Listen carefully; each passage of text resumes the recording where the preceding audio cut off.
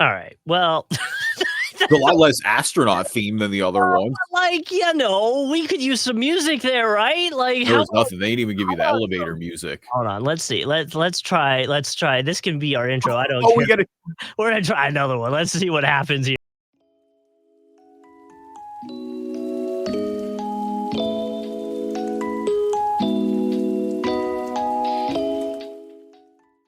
All right, that's a little better. I could have went with like a little I need that lo-fi beat at that point. You know what I mean? Like a. Well, that's what I mean. That's the lullaby one. Like usually it's got the it's got the planet. It's like the moon is moving out of you can start to see it in the one planet. And I know it's kind of peaceful. I like it. I'm not gonna lie. I don't know if that's the mood we want to set before we go to the podcast, but I don't think so either. But either way, we're here at this point for some NBA talk. Kawhi finally coming back. Depending on when you're listening to this, he might have actually played a first game. Yeah, we're on the right side of news finally. Yeah. D.Lo broke right after we stopped recording last week. It was like not even a full day later. I was like, oh, sick. An actual actually, when you sent the D.Lo stuff, like we should talk about that. I forgot it happened because it was so long ago for us. That's the thing is sometimes, and behind the scenes, that's the downside of doing a weekly podcast, right? Is so like when we get burnt by that, where we'll have, we dropped this past episode on like last Saturday, and the D.Lo trade happened the next day, and it was like you're right. We're recording on Saturday, January 4th. Happy New Year, by the way, everyone. Welcome to the first episode of 2025. But yeah, it was I for sure, like for a second I sent you that outline, and then it was like 11:30 and I'm sitting there playing Overwatch. I was like, oh yeah, wait a minute, that's right, we should talk about that feels important. I just on the New Year's topic, I did not make it this year. I didn't make it today. I was asleep. You haven't made it? No, last year we didn't do it either because of Quinn. And I would blame Quinn again this year. She went to bed at 8, but like honestly, that wasn't the issue. I was just tired. And I'm like, what am I like? Here was my thought process. I'm gonna go to bed. It was probably 10:30-ish. There was a football game on. What were we watching? Which game was that? Was that Texas? Texas ASU was that day, and then Oregon and Ohio State was that day. Oh, maybe it was Oregon, Ohio State was the later game. I can't remember. But either way, we were watching the game, and Nicole's brother was in town, and we're all tired. And I was like, you know what? I'm just gonna go to bed. I'm gonna do it. And so I went to bed, and I knew Jacksonville, in its Jacksonville fashion, was going to light off an insane amount of fireworks, and it was going to sound like an entire war zone outside of my house. Yeah. And guess what? It happened. And guess who woke up? Myself. And guess who just looked out the window and went, cool, it's New Year. Here's some fireworks. Let me kiss my wife and go back to bed. Like, that's how it went. And it was great. Yeah. And we did a YouTube video, Minnie Mouse New Year's celebration with Quinn at 8. We did a countdown at 8, and it was New Year's for her at 8. And so our neighbors, though, have a 1-year-old that's only 2 weeks older than Quinn, and they said they kept him up till 2 a.m. And I was like, good luck with that sleep schedule now. Whatever works. Hey, man, whatever floats your boat. Does not. But that's the problem is like that does not float any kid's boat. That hear you. The hell out of that boat. And now the boat has sunk for weeks until you can get him back on schedule. Well, that's their problem, not your problem. So that's the thing about it. Is like, look, actions have consequences. We share a wall. That kid starts crying. I can hear it. That is the thing. Did we do a full intro of what we're talking about? D.Lo, Jimmy Butler. I think that's our main stuff. Obviously, All-Star game, but there's a bunch to go on. But yeah, we're gonna do who's ballin', who's fallen. We're gonna play Immaculate Grid. I mean, the main story this week. We're gonna come back to Kawhi in a sec. The main stories we're gonna talk are D.Lo and Jimmy Butler. Just the Jimmy Butler Miami Heat full crash out has begun. Him and Pat Riley have just decided they're going to the floor, so we're going to talk about that a little bit. He dusted off the old how to get out of Milwaukee or get off the Timberwolves playbook, essentially. He said, I want to find the joy in basketball again. I was going to start the show with I want to find the joy in podcasting again, but I didn't want to make it sound like I'm asking for a trade. So but I thought I'd be like, all right, well, I guess I got to start fielding some trade offers or something. What if you could do that? Listen, I'm 34 now. I'm worried about what kind of return I'm bringing back. I don't know. What if we could do that? Like, like we should just randomly reach out to some other NBA podcast and be like, I'll trade you. Call our guys to the baseline. Be like, yo, we'll trade you Kevin to the baseline. Can I get Cal and Warren? That'd be a fleecing, by the way. You would win that trade so bad if you got both of them. But it'd be like, we'll give you first dibs on the next big podcast that comes out to try to poach one of their young talents. Oh man, that'd be hilarious. They'd probably find it humorous. I think if we hit them up with that, then like if we hit up those guys and actually was like, yo, I'll give you Kevin. Cal and Warren. Yeah, if we hit him up and we're like, yo, I'll give you Kev. His stats are 290 regular season podcasts and 600 this, and he's got talking minutes and been right on certain stats. He's got a 72% correct percentage. See what they would say. There are a few. Shout out to us in 3 years. Shout out to Cal, Lee, and Warren Shaw, by the way. Go check out the Baseline podcast. We even talked to them a bit. I got to catch up with them. Those are still our guys, though. We follow on social media. They just they were on some best basketball podcasts of the list, like a top 25 basketball podcast for 24. So shout out to those guys. Definitely well deserved. They've been putting work for ages. I mean, shoot, they're one of the few podcasts that I think are older than we are at this point in NBA. So shout out to those guys.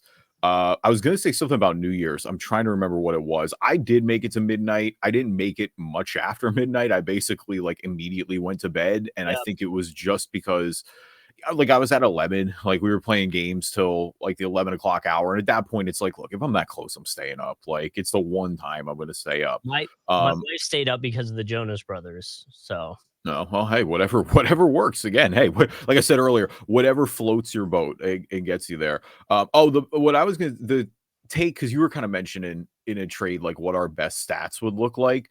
I have two takes on this podcast that I'm really proud of. I have one that is horrendous, but I think I wasn't the only one with it. My worst take on this podcast was probably, at least in my opinion, that I can remember. And please, if I've got a bad take, please remind them. I would love to hear them.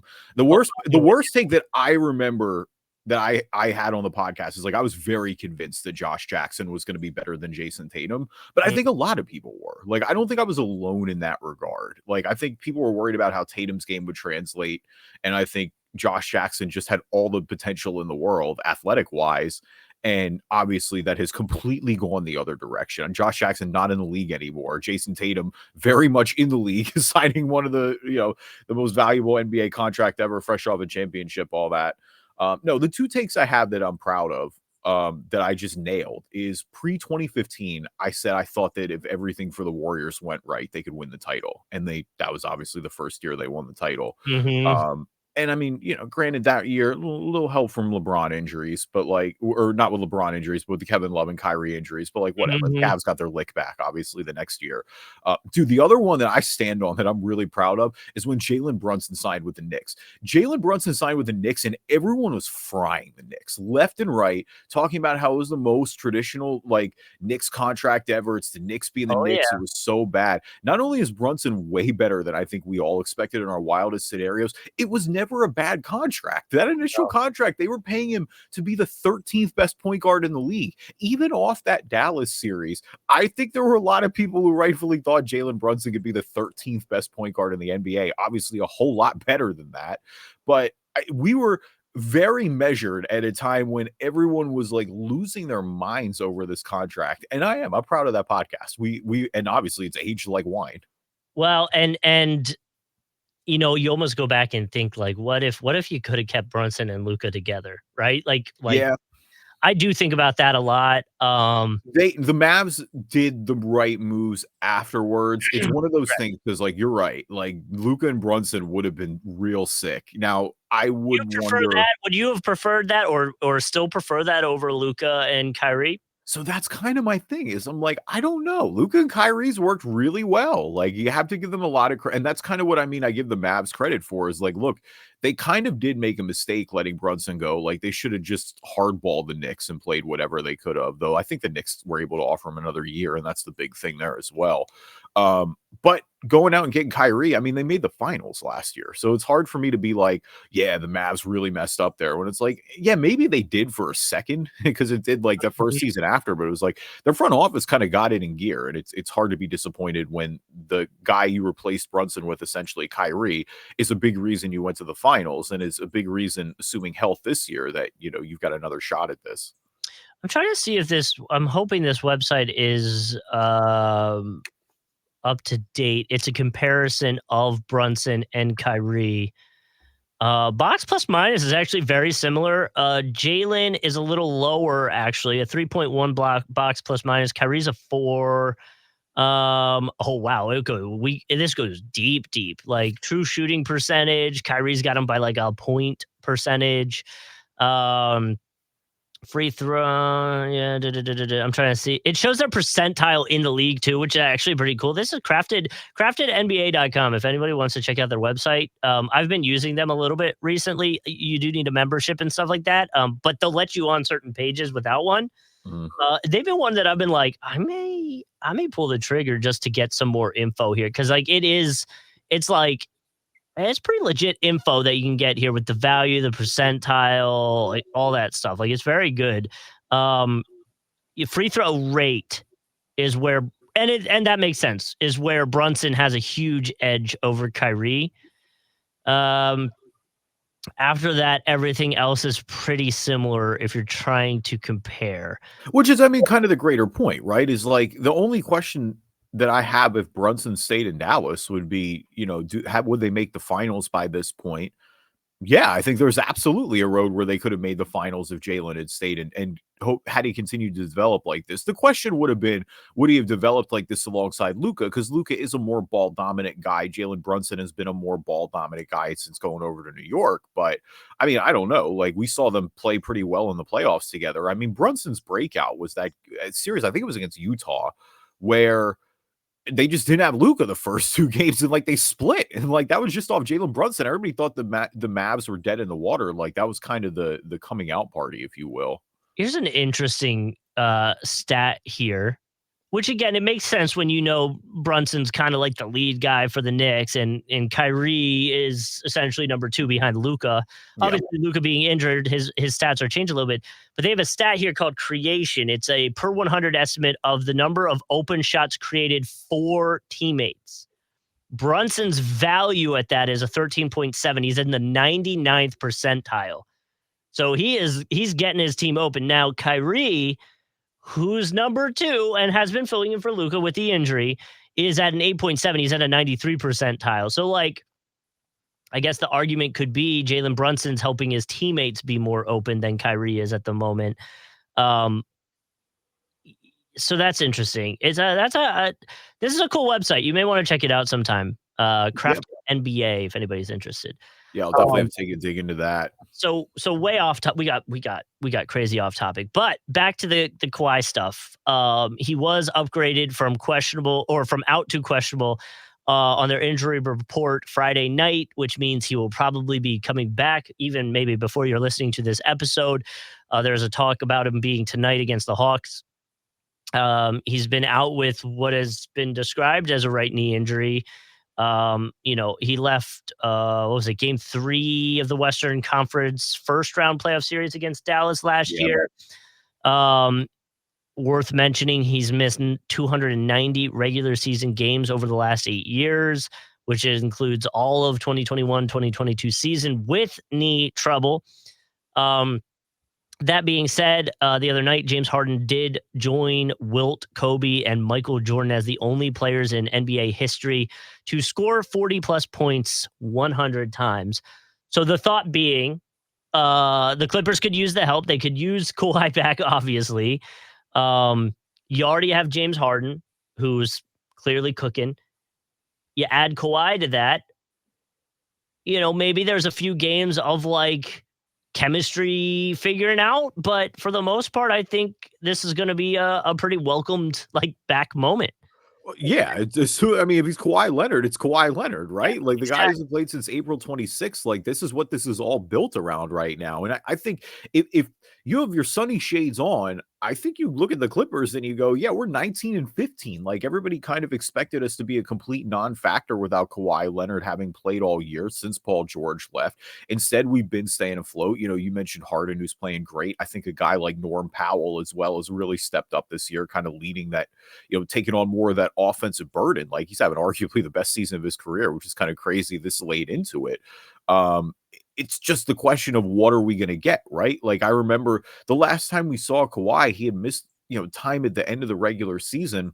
And then he just like, before they'd shut him down in the playoffs, he wasn't good. Like, it's not like, oh, he wasn't healthy. He just wasn't very good. And I mean, that's always going to be the question now with Kawhi Leonard, because he has so much tread on these tires with this knee injuries, among others, like things that have, you know, really been going on since San Antonio. It is fair to wonder at this point, like, I'm just more skeptical of it than I would be otherwise. Like, I'm happy Kawhi Leonard is back on the floor. Like, anytime, it's been a lot of like Kawhi as a concept recently, right? Like, it feels like we haven't seen him actually play basketball. I mean, that was even over the summer with him being at the USA camp and that being a controversy, but then he didn't go for USA because he couldn't play. And so now it's like, you know, it is good to see him back on the floor. I think this is the first time where I don't know what to expect. I really don't. Like, I hope Kawhi is Kawhi, but I don't think he's going to be this like when Kawhi was with Toronto winning that title, that first year he went to the Clippers, like you knew the injury risks, but there were pretty like valid statements saying, hey, when he plays, he might be the best player in the entire NBA. Mm-hmm. I don't know if we're going to get that anymore. I hope we do, but I'm a little skeptical. I think so too, but I think they're in a spot, right, where because you have Harden, it helps you out, not necessarily putting the full load of the season on Kawhi. Yeah, I don't think there's like their expectations kind of sailed when he was out for a long time. Like, you know, again, best case scenario is it goes seamlessly, you turn this around and you can make a run at the Western Conference. But like right now, I don't think anybody is looking around going, hey, the Clippers are like the threat to win the West this year. Like OKC's ripped off 14 in a row. No, but without Kawhi, they're a half game behind the Mavericks. Yes. And a half game behind the Nuggets and a full game behind the Lakers, who, by the way, we should talk about because they're fourth right now in the Western Conference. Oh, good thing we're getting there. Good. But yeah, like if you're looking at the Clippers with Kawhi, do you think they can beat the Thunder, the Grizzlies? I'll put the Rockets there because I'm just going down the lineup at this point. No. And I guess that's kind of why I'm a little more like tempered on it than I would be otherwise. It's like, yeah, if he's back, then maybe. I mean, I don't think anybody's beating OKC in the West. Like, let's just get that out of the way. They're steamrolling right now, and that's without Chet. Like, I think OKC's gonna win the title. Like, I think they're the best team in the NBA right now. Mm-hmm. Now, do I think that they could beat a Houston who maybe hasn't been there before? Sure, you could talk me into that if everything goes right. Like, they also have Ty Lue's a great coach, has obviously won the title in 2016 with the Cavs. Like, I think, you know, he won't win it because of the job Kenny Atkinson is doing in Cleveland, but he should absolutely be in that coach of the year conversation too for the job he's doing right now. My head's all over the place right now just because I jumped on X, Twitter, to grab some Jimmy Butler trending stuff. And I don't know if you've seen the news about Aubrey Plaza's husband, but that's pretty sad. And wait, what? that's what I'm saying. Like super, super random. It's just because it started trending right now. It's just on my list.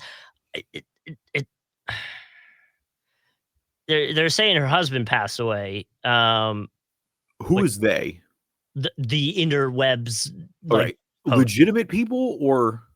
Well, that's what I'm trying to confirm right now. Did TMZ say it? TMZ, yeah, an hour ago. Husband, yeah. Jeff Benea. I don't know how to say his name, or his last name, I should say, which is super sad. Oh my God, only 47. So, sorry, super off topic. The other thing I wanted to bring up is this website that they should pay me at this point. Crafted NBA. They have a game we could do, and I kind of want to try it. All right, well, they gotta pay it. They gotta pay us to try the game, but we'll think about it. No, but it could be fun. It could be fun. We could build a 5, and then we submit the lineup, and then other people can try to compete against us to build a better lineup. Oh, it's like a daily fantasy thing almost. Well, no. It's but like I think it just sits here. Like you could just do it. No, yeah. No, I get what you mean. Yeah. So, but like like you got $25 to do it. Giannis, SGA, Jokic, and Tatum are $9. Everybody else kind of starts to filter out from there, which is kind of interesting. But either way, okay. So yeah, sorry, that was me just trying to get to Jimmy Butler stuff to get ahead for our episode and saw that news and just kind of caught me off guard. So either way, you can. Oh, well, no, we haven't even done the intro. We're 20 minutes in and we haven't done the intro because no, I mean, yeah, I was saying we're getting to Kawhi. We'll get to the trade in a little bit. Yeah, we'll see what the Clippers do. I mean, I think they're kind of. I don't know. The ship has sailed, and that's just what's sad about this window is that it feels like it never got off the ground. It's a lot of it's injury based. I hope I'm wrong about Kawhi. That's what I feel like I've said that a few times, but that's just what it all comes back down to. I do wonder what the actual legitimate expectation could be for Kawhi at this point. Like, do we still want him to be a 20, 23, 24, 25 plus point scorer a game? Do we think he can do it? I mean, I hope 25 may be a lot, but I think he can get over 20. Yeah. I mean, he was doing that last time he was fully healthy. Like he was averaging, I think, 23 points a game. So it's definitely not without a reach. So right. And then the actual question after that is who else can, who else or how long can he sustain that again without potential injury? Yeah, well, and right, that's the question that looms over everything now at this point. Mm-hmm. Welcome everybody to the Driving Dish NBA podcast. My name is Kevin Rafuse. Joining me as always, my co-host Justin Cousart. Thanks for everyone who pulled up in the rain. Fire emoji. Oh, dude, is this the follow-up to is this our boy Wemby last week playing chess? Wemby legit went out and played chess in New York City in the rain with people who showed up to play against him. Yeah, Washington Square Park. So that's one of the more popular ones in the city as well. Yeah, dude. And shout out to Wemby for sitting in the picture and letting everyone else stand. And it's just crazy that like when Wemby's sitting, he's like as tall as all these other human beings are. Like he came to play chess, but yeah, no, that's cool. I mean, I love that. I'm glad that he got out, in the community. Glad he got his chess fix. Like. I'm sure everyone who went out to play that day has a hell of a story that they're going to tell for just a bit now. And by the way, there was some chess news this week, like week and a half that I know because I have to talk. I think I know what this is too. I'm really hoping you say it. I don't know the dude's name, but apparently he quit a tournament because he wasn't allowed to wear jeans. Like jeans. Magnus Carlsen, dude. Yeah. Magnus Carlsen is like the greatest chess player of all time. I'm pretty sure. That's like so I think he's the MJ of chess. And yeah, you're right. Because there's dress codes that he was not. I don't know the full story, but apparently he was not very happy that he couldn't wear jeans at this chess. Which like come on. I have mixed feelings about it. I go back and forth. Look, that's like saying like, oh, golf. Yeah, no women in golf. It's the same thing. No, it's not. It's saying you have to wear clothes. Why are you using golf as the example? That kind of makes my point. You got to there's like a baseline of what you need to wear on a golf course. If you're at a chess tournament, they've been doing this for years. In some golf courses. Other golf courses are chill about it. But like, for example, I went to the best chess tournament in the world. I went to a golf tournament here in Jacksonville and I showed up in my car. I had not even gotten out of my car and some worker from the golf course knocked on my window and was like, "Sir, we don't allow backwards hats here." And I'm like, you can quite literally F yourself. Like, you can quite literally kick rocks. I haven't even gotten out of the car, dog. Like, no, I don't. There's like a stupid, pretentious level of it that I don't like. Well, so I don't want to incriminate anybody. Is this course in Jacksonville or is it in the surrounding area? It's across a bridge towards Orange Park area. That may not have a tournament there that's pretty big every year. Oh, so it's not TPC. Okay. No, nice. It's not. No, even that. So to my point, TPC, which hosts maybe the nicest course ever. If I show up with a backwards hat on, nobody says anything. And that might be because like I'm pretty known there. Subtle flex. Wow.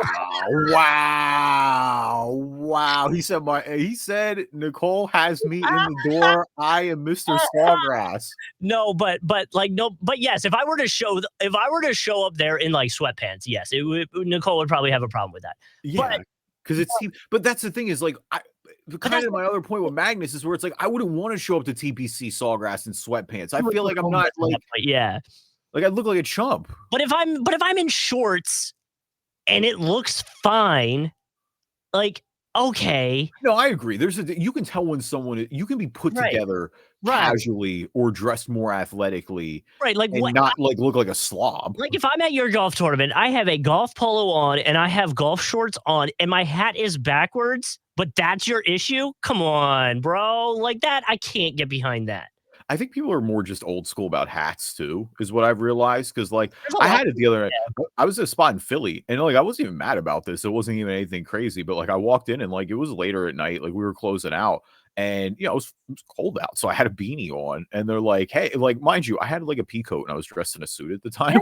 And they're like, "Hey, can you take your hat off?" And I'm like, "Oh, that's right, that's a thing." Like, and I think that it's just that old school hat thing still. I get it more if you're sitting down and eating, but I was only a little surprised because I'm like, what are we doing? Yeah, like I don't know, man. Like it's kind of like what's the whole presentation look like? Like I'm clearly here like not just like, oh, I have a jacket on. I had a full suit on, like with a tie, with dress shoes. Like I was dressed like an attorney, and so. I don't know, whatever. I don't really care. My thing is I don't care that much. So I don't either. So that's my point about the chest part is like, who do you think you are so much that like wearing jeans is so demeaning for a tournament? Like, again, I don't know the chess world like that, so I'll back off. It's not my world. But I deal with it a lot with the golf world, and I also hate that. It's the one thing about golf that I think that I hate so much is like this uppity level of like the pretentiousness. Nicole still has people at the golf at TPC, and I won't get anybody in trouble, but there are people at TPC that will not talk to her because she is a female in the golf industry. Yeah, I mean that's why. But I mean, yeah, you think about it, and it's like look, the Masters just at Augusta, they just accepted women for the first time in what it was like within the past 20 years. Like that's wild to think about. That's what I'm saying. It's like that's the part I can't get behind. It like the traditional golf. Oh, it's ruining the game. What? How is that ruining the game? No, I mean I don't fully disagree with you, and that's kind of my point. Is where with the Magnus thing, going back to it, like it is very nuanced. Like I don't have a firm because I'm kind of a little bit of both, right? Like. If you're in a nice place, act the part. Like, don't come in like keep some places like class it up a little bit. We all can appreciate that. If I'm going, you're right. I'm also like I don't like the pretentiousness. Like that's a big reason. I'm not going to get into the whole. I'm going to tell you a story about off mic. But when my cousin was moving to Florida, he was between two cities, and that latter portion came into why I was really happy he lived in the one city he chose instead of the other one. Where I'm like, you get all the nice stuff, but like. The attitude's a little different, and that goes a long way too. Because you're right, like that, you can tell when someone's being pretentious. Don't be pretentious to me. Believe me, I feel like I get it a lot in this industry that I worked in media, and if I can sense that the second we're talking, I'll continue the conversation with you, but I'll just know what it is, and you're written off in my mind. Like it's not even like we're wasting our time having this conversation, you know? Yeah, I mean, oh God. All right, we're not going down this route. Leave us a review on iTunes, good or bad. We'll read them on the podcast. I'm gonna get in trouble. I have too many friends in the industry still. Leave us a review on iTunes. Yeah, on the good or bad, we'll read them on the podcast. If you are not an Apple user, Google Play Store, Spreaker, Spotify, TuneIn, Amazon Music, Player FM, anywhere you can find a podcast, you can find us. I will say I met a lot of great people in media too. I don't want to sound like I'm being subby. There are some of the best people I've ever met in my life work in media and are not remotely pretentious and will give you the time of day and will be as like hardworking and as real as it comes. And then there are also people who like to sniff their own farts. Yeah, like come on, like yeah. Shout out to Vladfather too, by the way, on YouTube. I missed this from 2 weeks ago. He told us Merry Christmas on YouTube. So we appreciate it. And I know Vlad is one of the main commenters on our YouTube channel when we post episodes. So we appreciate it. And obviously you can subscribe there, Driving Dish NBA podcast.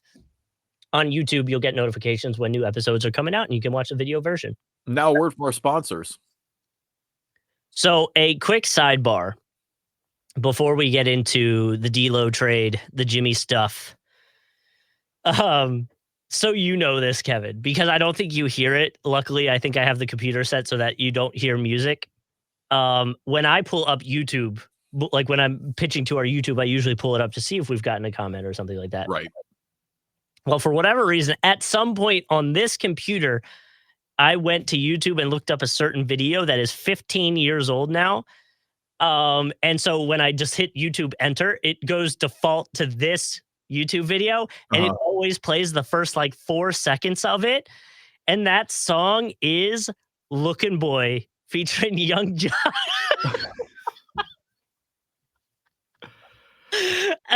That is like, I don't know why. I'm trying to even think of like, because like do you listen to it on there? Like I'm not gonna lie, when I'm editing the podcast, I put a few songs on there. I did at one point listen to this song with a coworker because I talked with them about it. Yeah, we talked about it, and I think it was because of a conversation that Jeremy Gold and I had a while in LA. I brought this up to a coworker and we listened to it. So either way, it's just a funny sidebar. Every episode when we are doing the YouTube pitch, just know I'm hearing Looking Boy. That's so fun. Remember me from school? Hell no, you get some love, Looking Boy. No, that was a banger. Tickle Me Elmo, Looking Boy. That's Young Jock on there going crazy. Yeah. All right. So let's start with D.Lo. D'Angelo Russell getting traded back to Brooklyn. Second time. Yeah. No, for the second time. Yeah, a bit of a homecoming, if you will. The Lakers getting our boy Shake Milton, of course, but more probably central to that package was Dorian Finney-Smith. Dorian Finney-Smith is a 3-and-D wing. A kind of a guy who's been mentioned for a lot of contenders that you would imagine that with where Brooklyn is at too, that he was going to get a lot of looks. So not necessarily surprising that he goes to the Lakers. From that front too, I don't know, like it feels like D'Angelo Russell was falling out of favor for a bit. Like they needed something to, I don't know, like they were paying D'Angelo Russell to be kind of that like that third offensive option.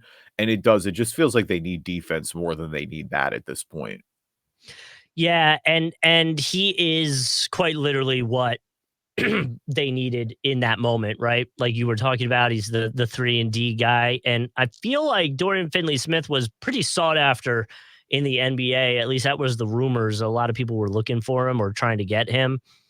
Averaging 10.4 points per game this season, but he is shooting a career high 43% from three.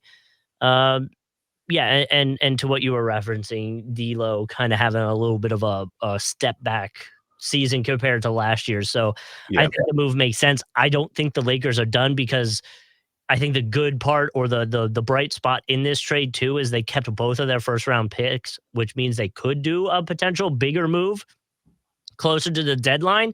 And if you had asked me a few weeks ago if the Lakers should do it, I'd probably be like, no, at this point they seem cooked, but they're sitting fourth in the West. If you can actually add another star to a team that is kind of going away or whatever, like maybe it is a Jimmy Butler type situation, you might be on to something. Yeah, it just becomes where is the star at, right? Like that's the biggest question. And maybe it is Jimmy, and we'll get into a lot more of Jimmy in a second. But yeah, I mean, it's certainly, you're right. They did have moved up the standings kind of quickly. I don't like when D'Angelo Russell just kind of got replaced. Like you've got Austin Reeves and you've got Max Christie starting. LeBron is essentially a point forward. Like I know he's not, your traditional point guard, but we know he does a lot more facilitating than a traditional guy does. So, I mean, that kind of gives the Lakers the ability to give some of that up with D.Lo.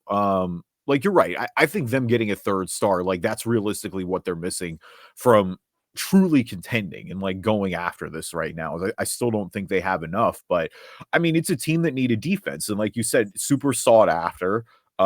He's the quintessential, 3-and-D wing guy. And I just think, especially too, with a few of their lineups, like it just gives them a little more versatility than they probably had before.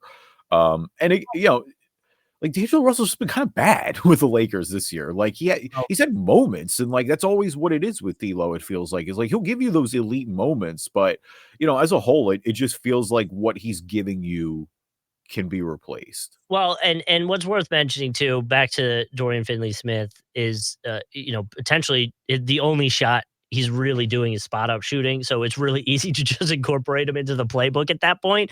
He's done some roll man type situations, but defensively, again, which I think is more of the like low key part. Like, yes, the shooting's gonna be great. If he comes in with a 43%, I think I said it was shooting percentage from three, like, yeah, that's huge. But also, he's mostly defending power forwards, small forwards, and he's even done a decent amount of defense on centers. So, like, you do have now some defensive versatility that you can use him for throughout the game. And I think that's a huge part. So I think it's just gonna be very low key type situation addition for Dorian Finney-Smith. I think he's gonna be well received in LA. Yeah, it's not the type of, acquisition that jumps off the paper. No. You don't go, "Oh my god, I got Dorian Finney-Smith." Like, that's the, run the parade and get out there. But, like, it kind of is a little bit. Like, those are the rotation guys that win you championships, like guys that can play, that can go 16 games come later in the season. And it feels like Dorian is one of those guys. Like, he has the skill set, like you said, the ability to defend centers, the ability to defend, largely amount of power forwards. Like, the defense is what this is all about for me. Yes. Like you said, the shooting is house money. I mean, ideally he wouldn't fall off a cliff. Like, you'd still like him to not, turn. He's always the example, but like, I'm turning to Andre Roberson, but Right. Well, and what's worth mentioning is he's for rim defense, he's in the 83rd percentile, block percentage, he's in the 62nd percentile, versatility, however you want to classify that, they've got him in the 92nd percentile in the whole NBA. So like we said, it just from an offensive standpoint, it's an easy plug into the playbook. Let him spot up, shoot, make his 43% from three, and then just have him lock down defense, be that on-ball stopper that you need out of your small forward. So yeah, go for it. On the other side is Brooklyn. Getting D'Angelo Russell. Like we said, this is a bit of a homecoming for D.Lo. A pretty successful first tenure. I mean, he got the Nets into the playoffs. Like, he was their main guy there back in 2019. I mean, that was the team that the Sixers had met in the first round of the playoffs. Like, kind of feisty there a little bit. I think for many people, that's probably like D.Lo's high, if you will, like of where when people thought of him the highest as a player. And so I think, there's a chance he gets traded again. Like, maybe a contender wants D.Lo. And I do think with Brooklyn, you just don't really know where they're at. Like, they've got a bunch of guys. The team is not very good right now. They have a few guys that definitely have a ton of value, namely Cam Johnson, but like Cam Thomas does as well. Now you bring D.Lo in, and so it's like, well, what do you want to do here? Are you trying to go for the tank? Are you playing for lottery picks? Or do you want to just, be a little more competitive? They're 13-21 right now. You add D'Angelo Russell into the lineup, again, with him being comfortable, with him maybe taking more of a lead, not coming off the bench, he's able to, either play himself up or, kind of figure out what you want to do with him long term. But I don't know. Like, this it sounds so backhanded, but like, I feel like D'Angelo Russell is one of those guys who's going to thrive without expectations now. Like, so maybe in a sense that's good for him. And not saying that they should have done this or anything like that, but like, you look at the offensive rating for some of the teams and teams that have a low offensive rating. And surprisingly, the first two that at least stick out to me, again, this is from not NBA.com. This is just an adjusted offensive rating sheet here. Like, Wizards, Hornets, Pelicans, Blazers, those are your top or bottom four, I should say. That makes sense. After that, you've got the Sixers and the Clippers. Like, should they have looked into a guy like Russell to just give a little offensive spark? No, not for the Sixers. Clippers, maybe. Sixers, absolutely not. No, I will have an aneurysm if the Sixers trade for D.Lo. No, and the thing with the Nets too is it's Orlando Magic actually have a pretty low offensive rating too. Sorry not to cut you off, but oh god, I don't think the Orlando needs God. The Orlando is they have such an identity, and putting D'Angelo Russell into that identity of playing defense is not ideal. No, I completely agree. It was just a first, like, let's see who's sitting low that maybe should have considered an offensive guy. It's interesting here too with, does Brooklyn move him now or do they hold on to him? Because Brooklyn's done a good job and they finally have all their picks back, right? So like, they went all in with this KD team. When they traded Harden, they recouped a lot of their war chest. And so they're not like, there's a route for them to get better long term. They got a great haul, obviously, from Mikal Bridges. it feels like if they move Cam Johnston, they're going to get at least 2 first-rounders, maybe even 3 there if the right team comes barking. And so it makes me wonder too if they're not just going to keep D.Lo for a little bit and maybe in the hope that like he can rehab his value. Because like, look, they're not winning anything right now. That's fair. D.Lo can come in, play expectation-free basketball, light it on fire for a little bit, and then that's going to decide to move on. And all of a sudden, like you've increased a little, like you can still move on now, but it's like you're not. What's the point? Maybe if you let him play for a little bit, it's like because you're not winning anything this year, so there's no harm by letting him into the lineup. Like he is. It looks like, except for free throw percentage, down in almost every statistical category this year. Yeah, it's been a bad season for D'Angelo Russell. Like the Lakers getting off his like current situation, I think matters as much. Like Finney-Smith is going to be great there, but like I do think the Lakers just like desperately needed to move on from D'Angelo Russell. It wasn't working. And I mean, look, like, yeah, he's had one of the, I mean, in Brooklyn, he had one of the best seasons of his career. I mean, or I'm pulling up his numbers. His only All-Star appearance was that 2018-2019 year. But yeah, his scoring numbers are the best they've ever been in Brooklyn. Other than that brief stint in Golden State. I mean, he's still 28 years old too. That's the thing. It's not like, I mean, he just came in the league so young, and it feels like he's been around forever. Because it is essentially. I mean, this will be his 10th year since he's been drafted, which is kind of crazy, but I mean, I guess that checks with where we are as a podcast too. Yeah, I think that's realistically what's going to happen here though. Like I still could see the Clippers moving in, honestly. Like you mentioned them a little bit earlier. Like I could see the Clippers getting in on a deal now with Brooklyn and going for D'Lo. I don't really know what else the market looks like right now. It's interesting. This website's comparing D'Angelo Russell, saying similar players, essentially like a Dennis Schroeder. They threw CJ McCollum in there, which I find interesting. Campaign, Malik Monk. Preview to who's balling, who's falling. There we go. All right. Well, so then let's go to the Jimmy Butler saga, where we've essentially dusted off back playbook. Because it really does seem exactly like what happened with the Timberwolves back in the day. If you want to rehash that, and I don't know if we're getting to that level yet. He's a full yet. Just wait till we hear a practice where he cooks the whole starting lineup. I don't know if he still could, honestly. Well, that's kind of my point too. It's like I don't think. I mean, and his whole point was in Minnesota is that like he was upset with how Cat would play and how Wiggins would play, and I don't know that he's necessarily upset with like the way Bam and Tyler Hero play. I think he's upset because he didn't get the money in the offseason. He is on a team that is kind of been the same for the past few years and hasn't taken that next step.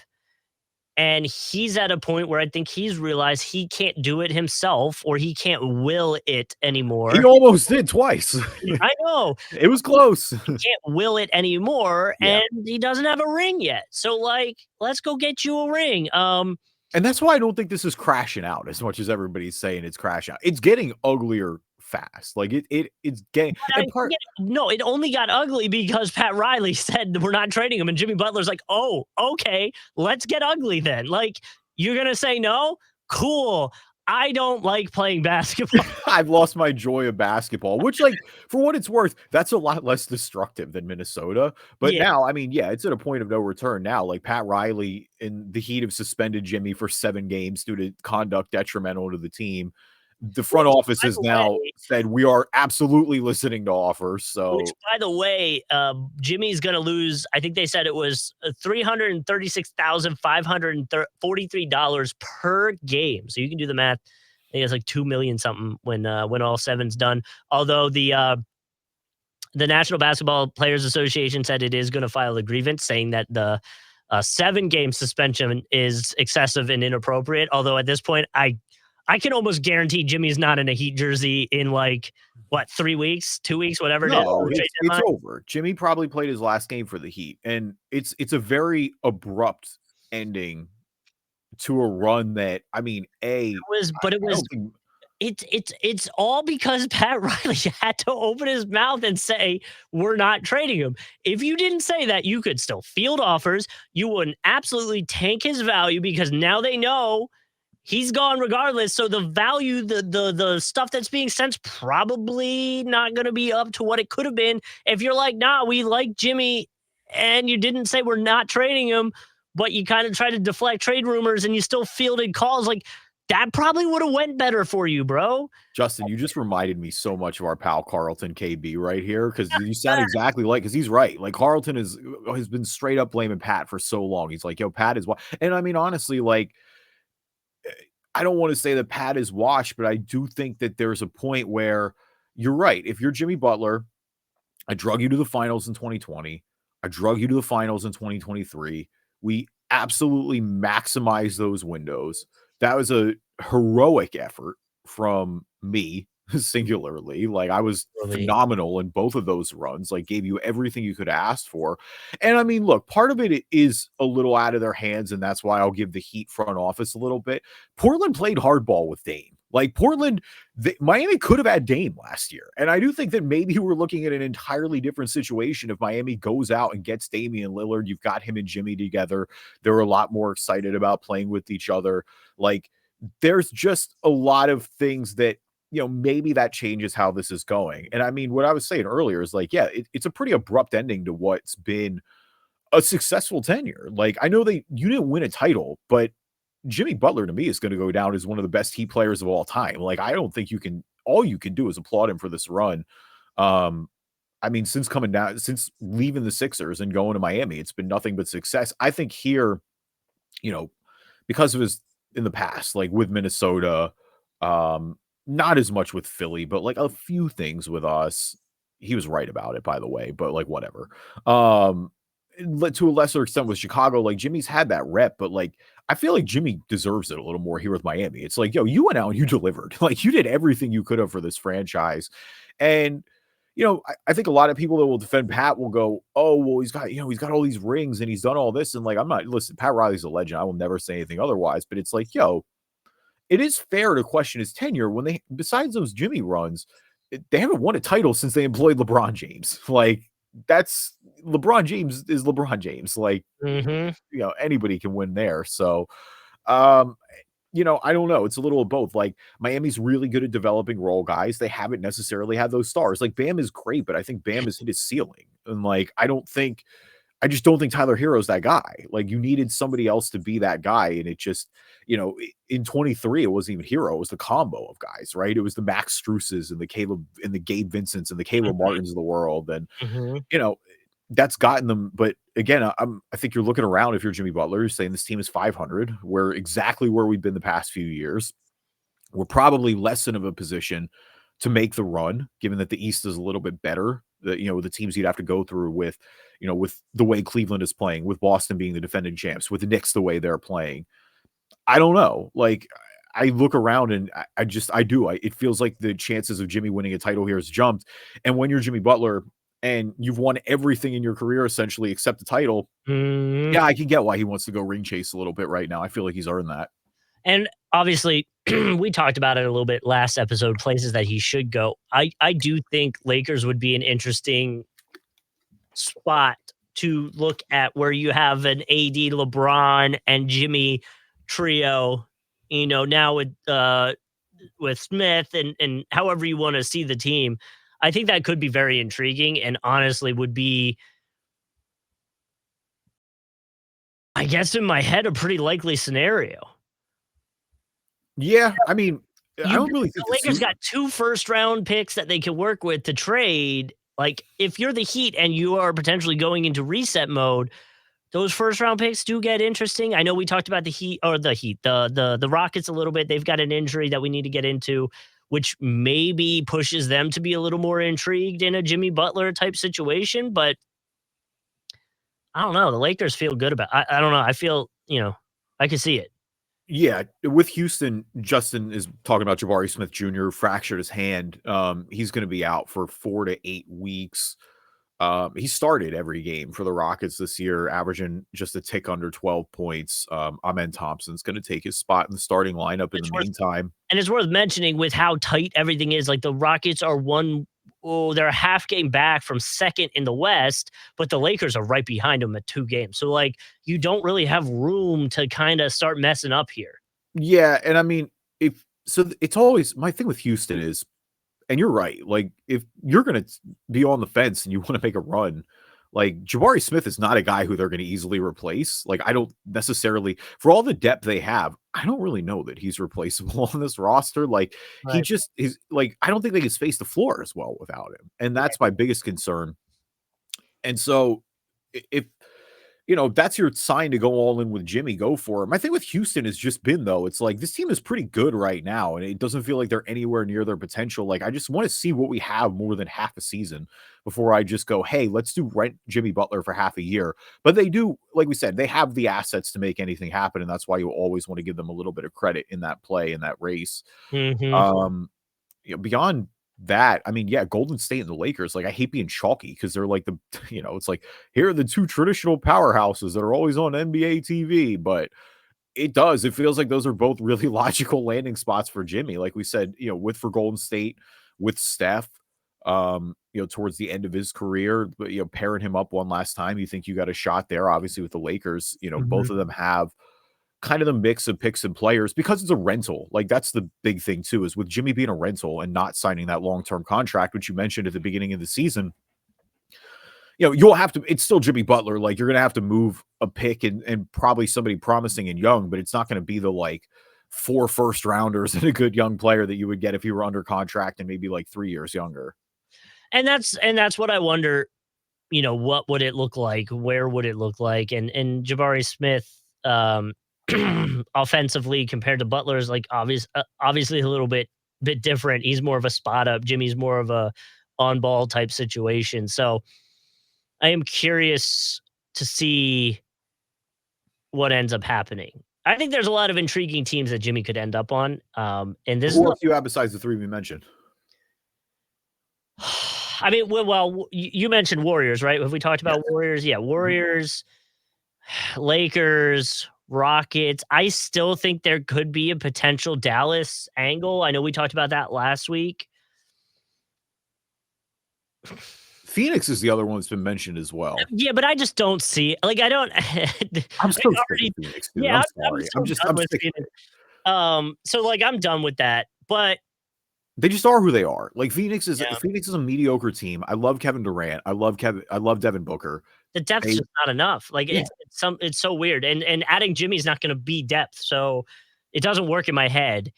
Um Yeah, I mean, really, that's it. I'd like to say 76ers just to get the reunion, but I don't I mean, That ship sailed. Like, I would love it too, just because of the fit in theory makes sense. Him and Joel obviously have a great relationship, but it's just Jimmy's old, man.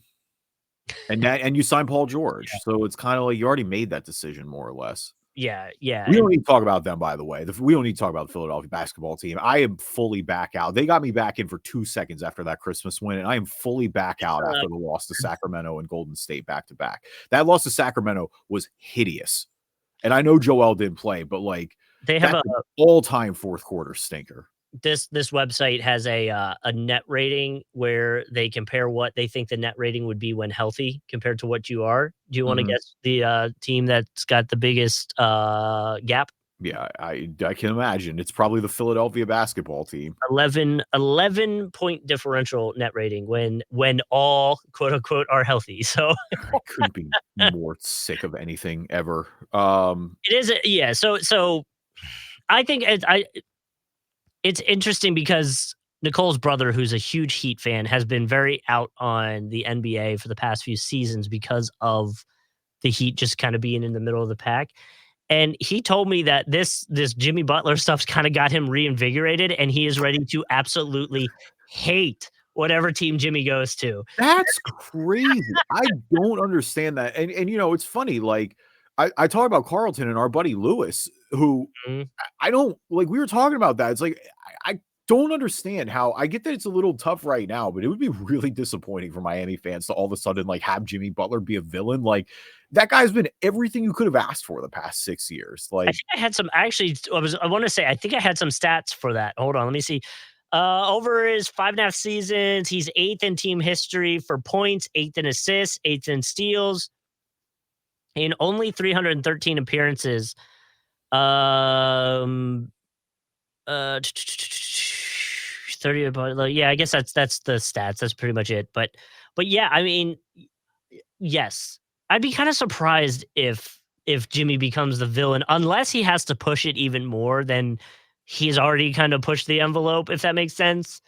Yeah, if he pops off on Miami, but I mean, even in the conference where he said he doesn't love playing basketball or he wants to find that joy again, he straight up said, he's like, I love living in Miami. He Yeah, didn't even like dump on this. I think Jimmy Butler's probably going to live in Miami the rest of his life when all this is said he's and got that done. coffee shop that we talked about a few episodes ago. Like he literally posted from there. Yeah, I'm excited. I want to see playoff Jimmy Butler on a different team. Yeah, I would love to see him and LeBron or him and Steph just get after it. It feels like that would be, and I don't know, it's enough. Like, full disclosure, I'm not off the OKC wagon. Like, I'm not, even with Jimmy trade anywhere. Like, I think OKC or like Boston is the team to beat in the NBA right now. Maybe the Knicks. I'm not quite there yet, but I'm getting there.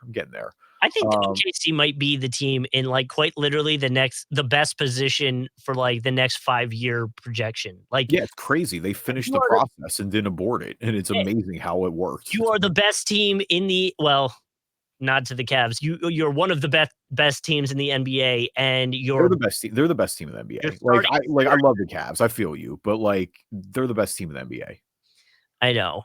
Well, I can't give the Cavs that benefit of the doubt. Yeah, I'm trying. I really am trying because I love Kenny Atkinson, and they keep checking boxes. Like at some point, if we get into the second half of the season and they're still way ahead of everybody, you got to stop calling it a fluke. Like it is what it is. But man, I just that OKC defense is going to lock people, and they're not even at full strength. Like that's just my biggest thing too. It's like we're not even playing with Chet Holmgren right now. They only got one win ahead of the Cavs.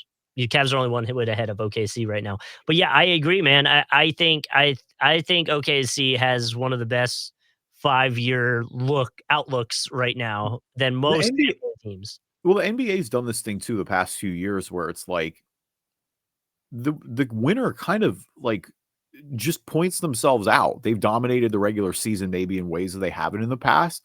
Like last year, Boston just was good the whole season. They never really stopped being bad. Like from start to finish, they were just great. Mm-hmm. I kind of got that vibe around OKC right now, and to a lesser extent, Cleveland. And that's the thing is where it's like I don't want to downplay them now, but you're right. Like those are the two teams where it's like at some point I just got to start seeing what's happening. Like I keep looking for ways that they're gonna crack, but I don't know if they're there. Yeah, no, I completely agree. So. All right, who's balling, who's falling? Our NBA version of the stock market. We always like start with the good before the bad. And so, Justin, I will start with you this week. I realize that I have 2 Ballins, and so okay, I am just going to mention. Oh, I'm going to mention only because I teased it. It's not going to be my main Ballin, but CJ McCollum tied his career high with 50 the other night for the Pels against the Warriors. He actually low-key, they reviewed his one shot. His last shot was a 3, and if his toe wasn't on the line, he would have had 51. He would have broke the career high, but that snapped an 11-game skid for the Pels. I just wanted to mention that. Obviously, we talked about the Pels a lot. It's been a rough season. They have the least amount of wins in the NBA, but they are tied with the Wizards now, at least. So not the worst anymore. On a roll, 1-9 in their last 10. Congratulations to them. Oh man! All right, but actual ball. You can't get 2 wins in a row without 1 win. So no, I hear you there. Actual balling for me is the NBA and their initial All-Star return. So the first round of fan voting is out. Again, fan voting is 50%, and then 25% for NBA players and a media panel, respectively. The top 10s are out for everybody. The NBA tweeted it. If you want to go see that, it's at NBA PR. I'm just going to run through some of the highlights. In the West, the top 5 in the front court is Jokic, KD, LeBron, Anthony Davis, and Victor Wembanyama. And then there's a pretty big gap between 5 and 6. Like I'm talking like a 600,000 vote gap. Wow. Alperen Şengün in Houston is actually number 6, which good for Şengün. He's had a great season. The big thing that you and I talked about here, though, a little bit off mic, was that LeBron not number 1. Like Jokic by a fair margin number 1, but KD ahead of LeBron as well. He's gonna hate that he has to do all like the media for it. Oh my God, right?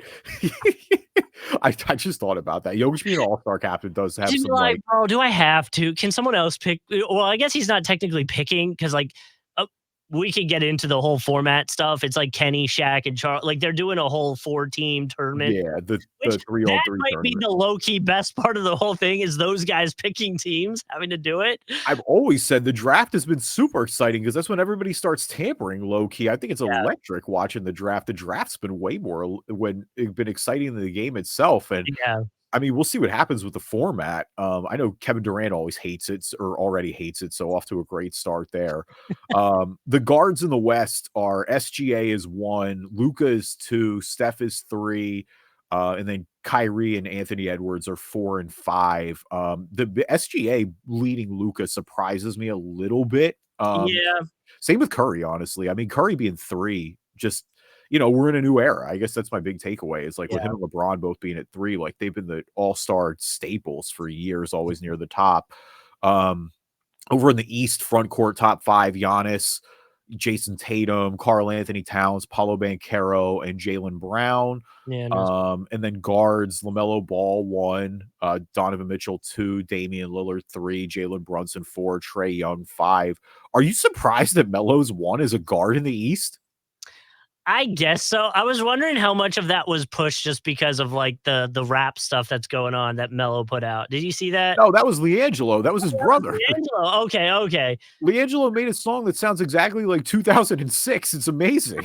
It's crazy. Well, and LaMelo was the one that posted about it, being like, "I've been trying to tell you, the dude's legit." Like, it's like I'm telling you, it's.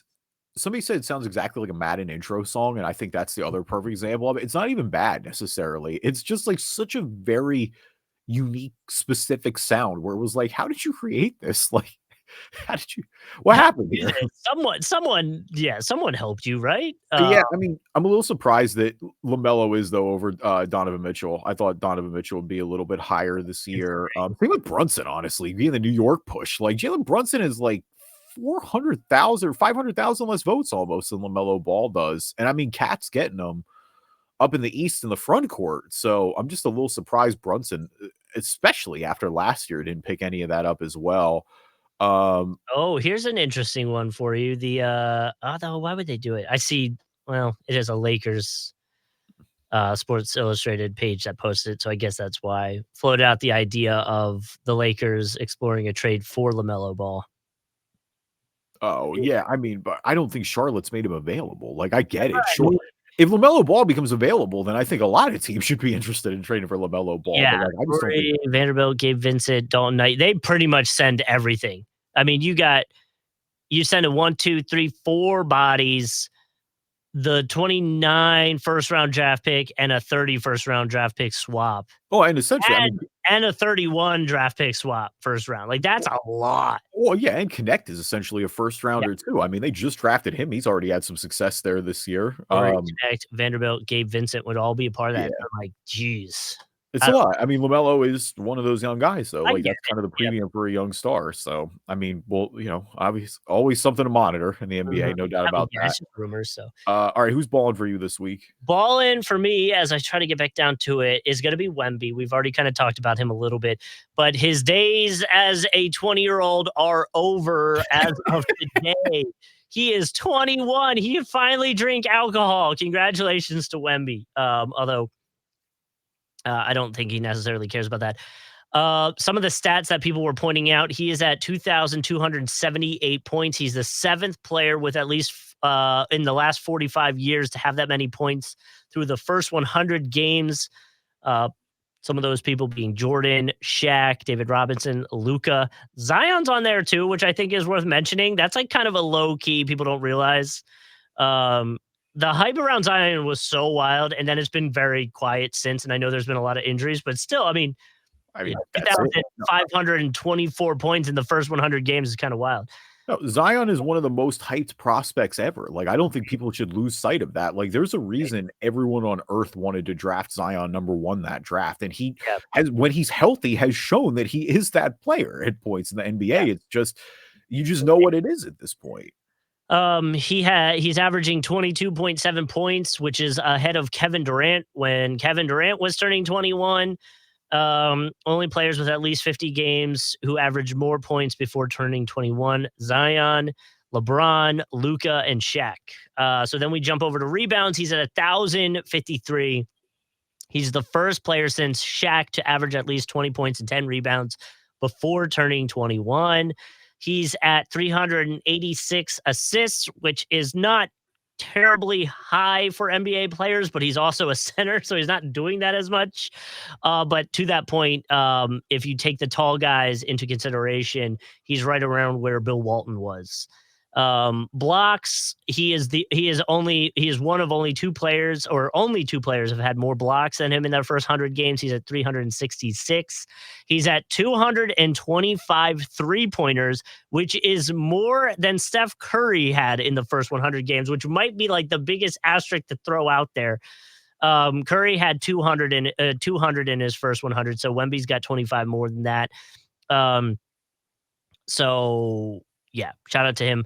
And I think it's worth mentioning Wemby's not necessarily like a go-to three-point shooter, but because he can shoot it, it's kind of wild. So yeah, no, I mean, if anything, I would argue that Wemby needs to get in the paint more. It's like, brother, you're 7'6", like, get in the paint more. Like, but right. he definitely, yeah, I mean, no doubt about it. He's been splashing three with a ton of consistency. And what else is there to say? League's on notice. We all know what it is.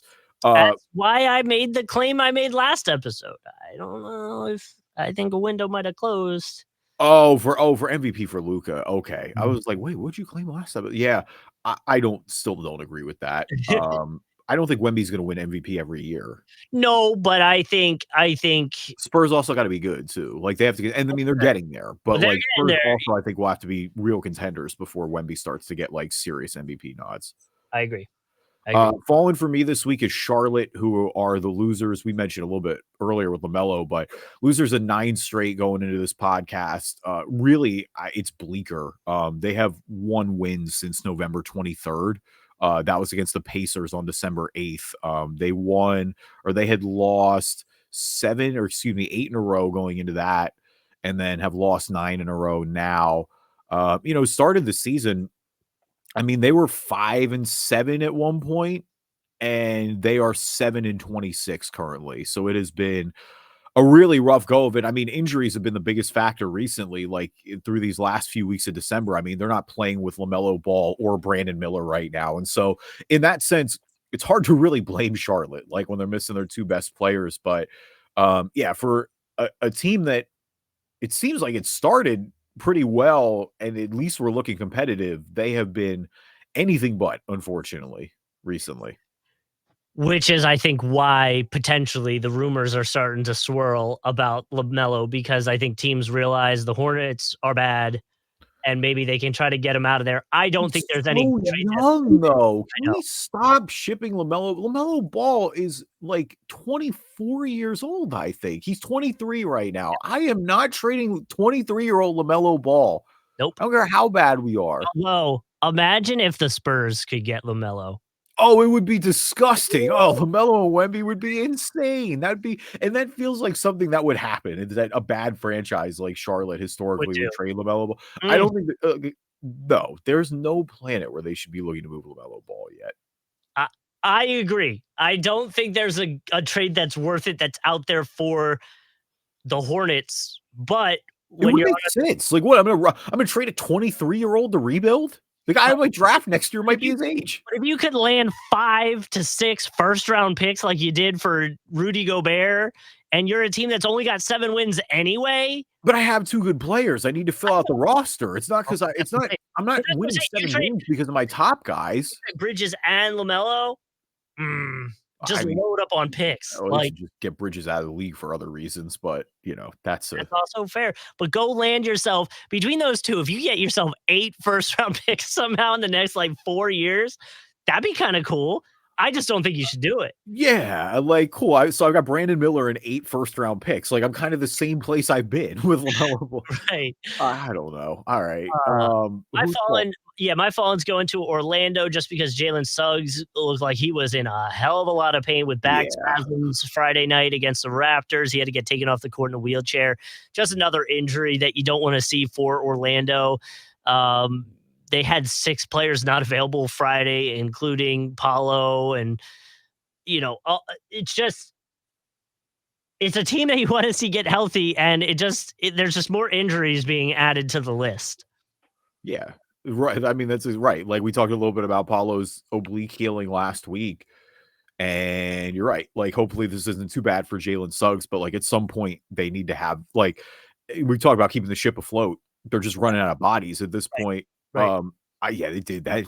That looked painful, man. Which I watched that game last I night. mean, they are 4-6 in their last 10, so it's definitely on the like bad side of floating, I guess, if you want to call it that.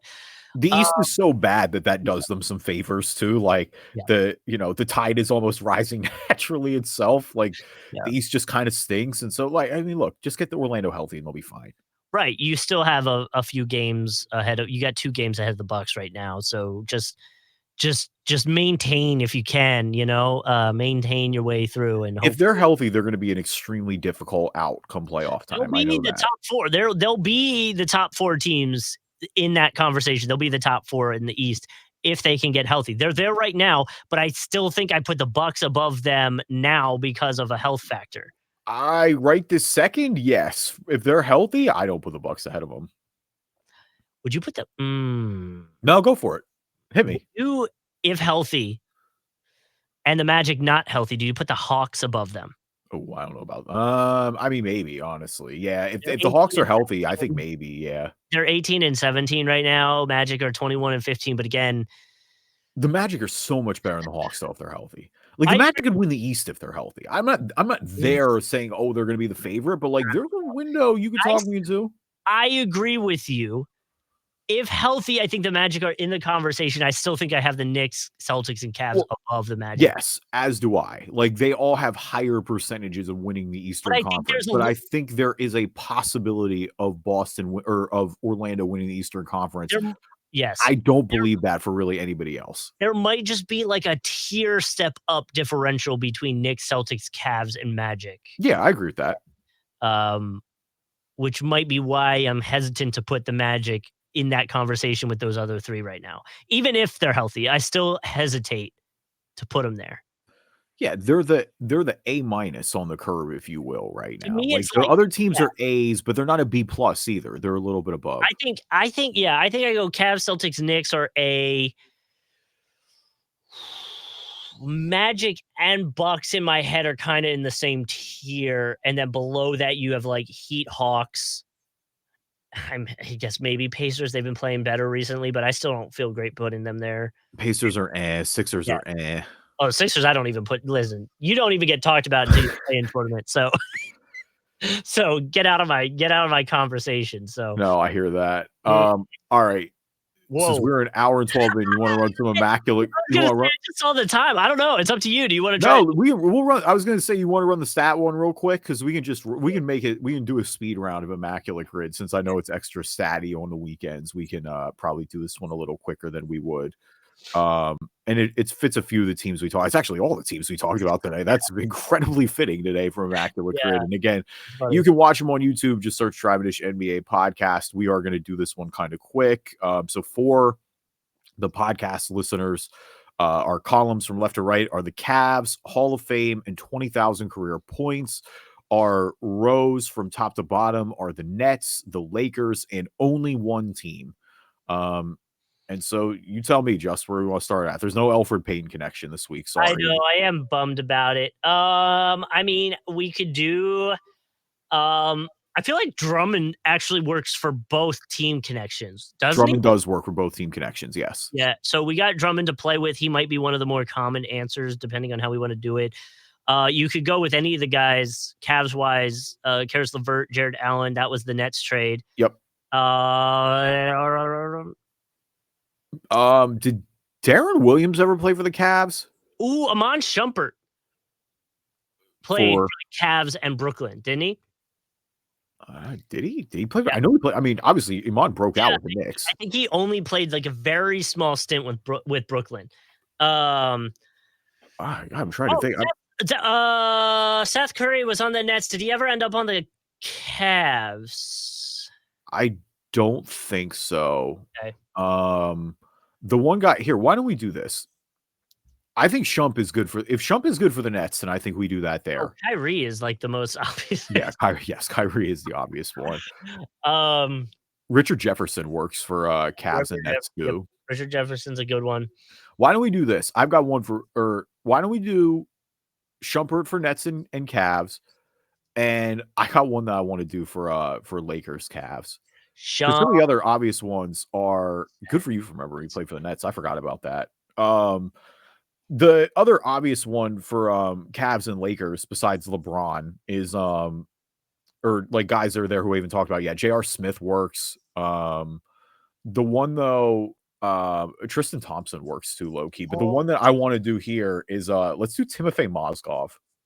Oh my God, Mozgov. Mozzie won with the Cavs. He won the title. Is that not? And how he spells it? M-O-Z. M-O-Z. Oh, Z. I'm putting a V. Jeez. Yeah. Yeah, 3%. Big signing for the Lakers that I don't know if they really would prefer to remember, to be quite honest. That was that midnight signing, right? That was the Oh yeah, they got him and Dang right away, and both of them just had horrendous bloated contracts, and they were never good for the Lakers. It's all-time bad GMing. Oh, that's so funny. All right, Cavs only one team is kind of tough, low key. I mean, draft wise, who's their rookie that they took? Wait a minute. I would say kind of tough. Like I'm acting like two of their main guys haven't only been on that team right now. No, the main guy. God, who did they take this year? Why am I blanking on that? The guys, the obvious one, Jalen is Garland. Oh, and then Garland's a good one. The one who would work that's a little lower than those. Oh, we lost Kev. Hold on, I'm gonna bring you right back. I got you right here. Wait, say it again. You popped off for a second. You're good. You're back. Oh, okay. All right, cool. No, the only other one that it did it twice. It looked like you popped off again. Hold on. No, it did. That was very weird. All right. The only other one that works for sure is Isaac Okoro, the last Woj bomb. I think he'd be a little lower. He's only played for Cleveland. Okoro would be a fun one. Yeah. I think he'd be. I don't know why I'm blanking on who they drafted this year. That's kind of bad. Yeah, because Garland and Mobley are obvious. Yeah, Garland, Mobley. Okay, you want to go Okoro? Yeah, let's do Okoro. Okay. Oh, the last Woj bomb. Yeah. Okay. ORO. Yeah, there he is. Okay. Yep. There he is. Boom. 5%. 5%'s not bad. I don't think they have many options. Like that's the thing. Is it's like I don't really know. You know, all their icons have moved on and were on other teams. So, all right. So we could do Paul Pierce for Hall of Fame, right?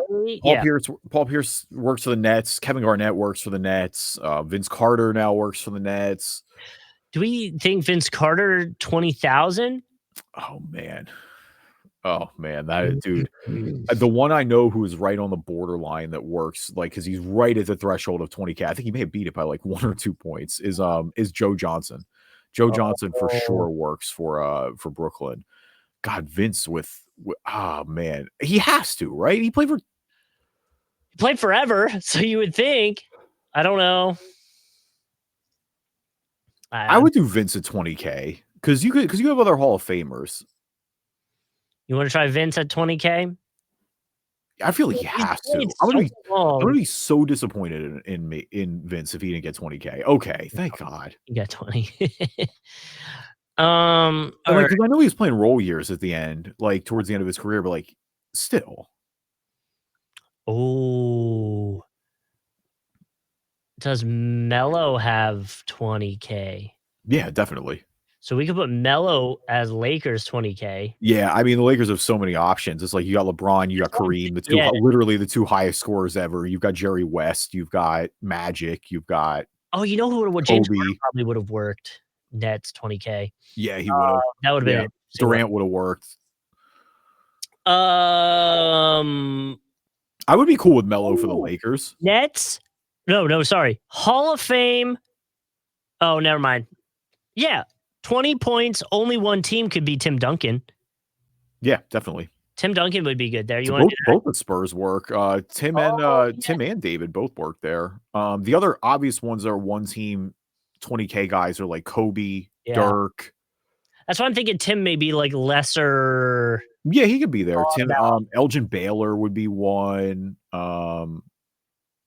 Jerry West, but yeah, I'm fine going Tim Duncan there. Tim Duncan, Timmy D.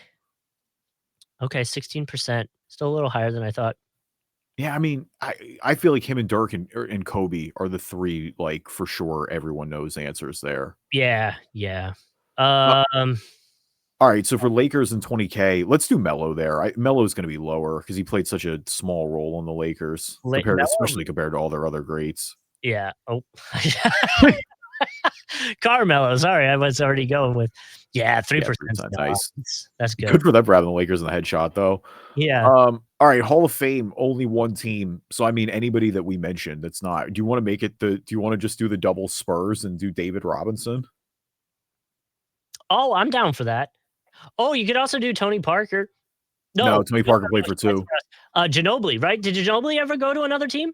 I don't think so. No, and Ginobili would work. Ginobili would be probably lower. Yeah, I think Ginobili would be low. Mono MAN. Yeah. Yeah, MANU. Dang, 0.7. Yeah, there Tony Parker had that like 2-year stint at the end of his career where he went play for Charlotte. That's right. Yep. When Borrego was their head coach, he went over with them.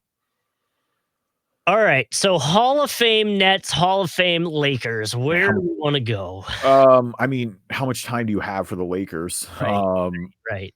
I'm like trying to think of who will be the lowest. Mm-hmm. Not Shaq, not Kobe, not Magic, not Kareem. Paul? Did he get in yet? Who? For the Lakers, Paul Gasol. Pau Gasol did get in. He did just get in. We could do Pau. I'm fine with that. That'd be a good one.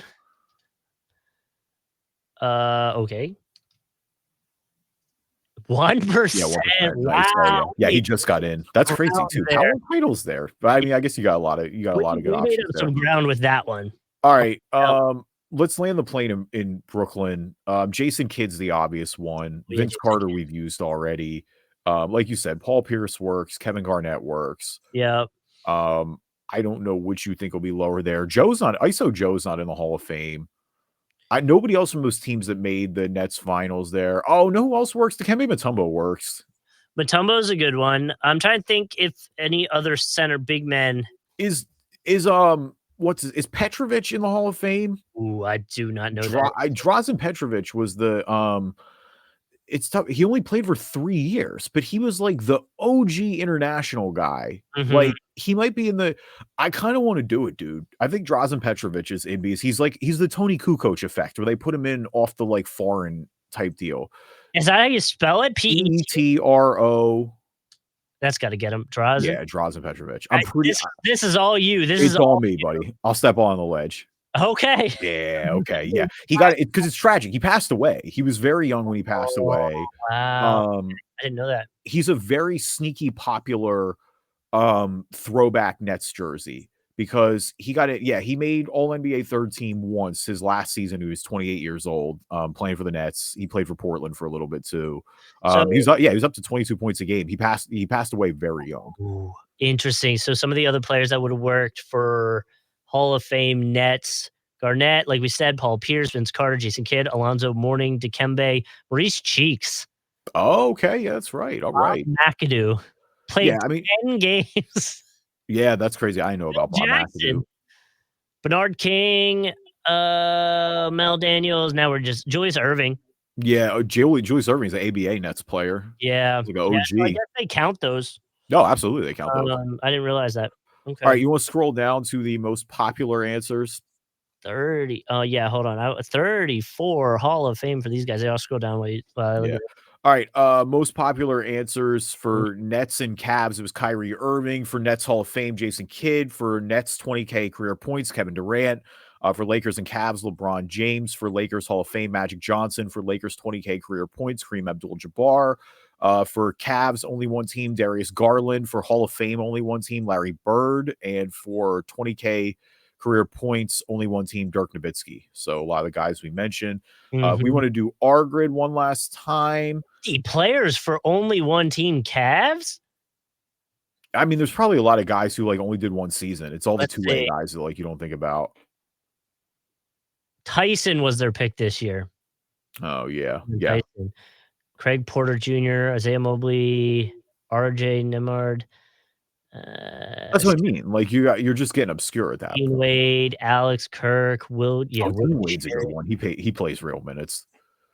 See if anybody else kind of sticks out name wise. Kevin Jones from 2012. Yeah. Let's see if like who would be the points. Let's see. Oh, someone's got 19 points.